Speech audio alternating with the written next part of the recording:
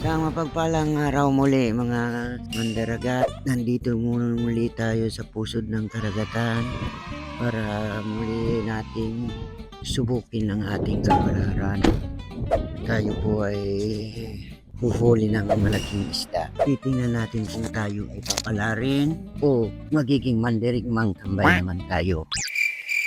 Magandang umaga mga kamandirigma. Muli nating susubukan makahuli ng malalaking pangulam ng mga isda. Pero syempre hindi natin papayagan lagi na lang tayong mandirigmang tambay. Halina samahan niyo ulit ako sa panibagong adventure natin. Lagi po tayong pinaasa ng isda. Kaya magpahuli eh. Minsan talaga yung mga isda, paasa. Akala mo andyan na, akala mo ready na, tapos biglang mawawala. Parang siya lang. Syempre joke lang mga mandirigma. Ganun talaga, ang tunay na mandirigma, patient lang ang kailangan. Samahan niyo po ako sa aking gagawin.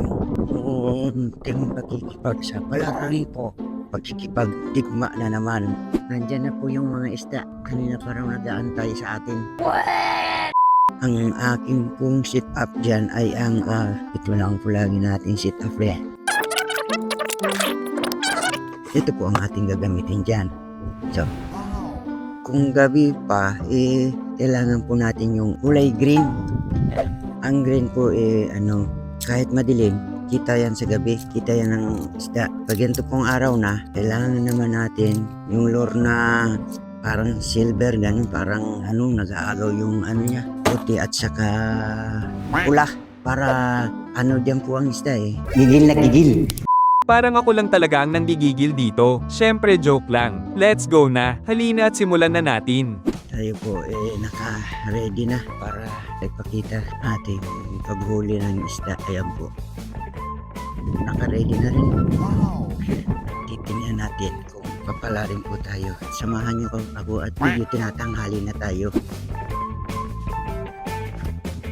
Ayan po ang pusod ng karagatan. Kanina ko po sinasabi sa pusod ng karagatan. Ito po ang pusod ng karagatan. Tabi ng karagatan lang. Kasi po hanggang hagis-hagis lang tayo. Mga mandirigma, pasensya na. Akala ko nasa pusod ng karagatan tayo, pero mali pala. Tabi-tabi lang pala to.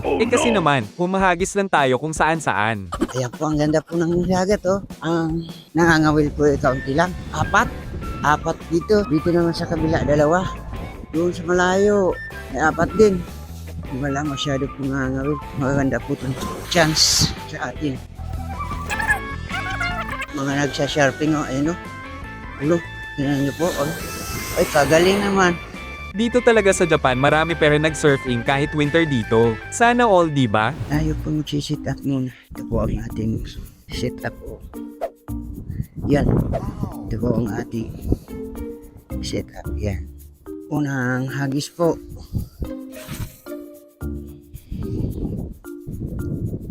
Sana talaga may makuha ako para pang content naman. Ayan po. Wala. Mangalawang hagis. Another one. Nasaan na kaya yung kanina pa nag-aantay sa ating mga isda?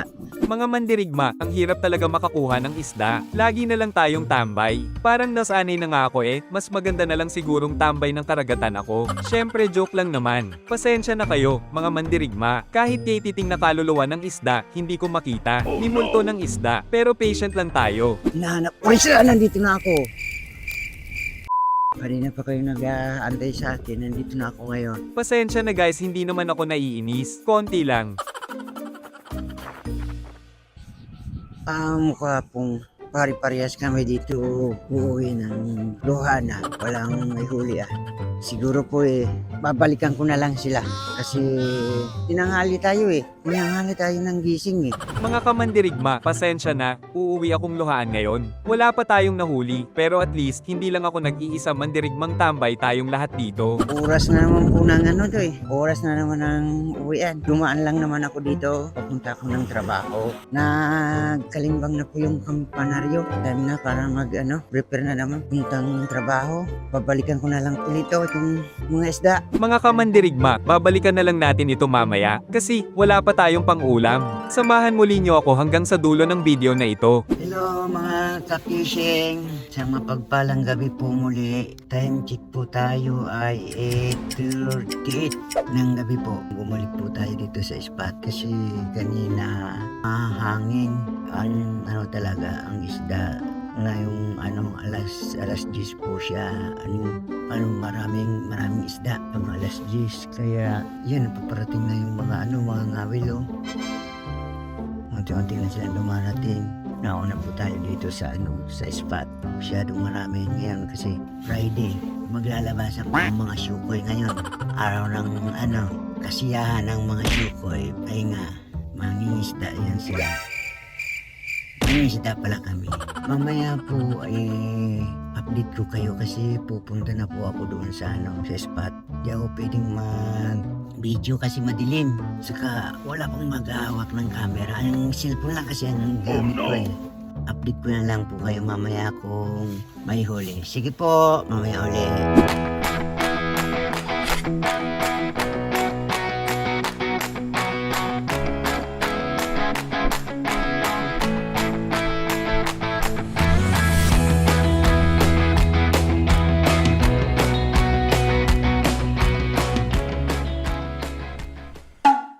Mga kamandirigma, pasensya na, hindi ko na nakuhaan ng video ang huli natin.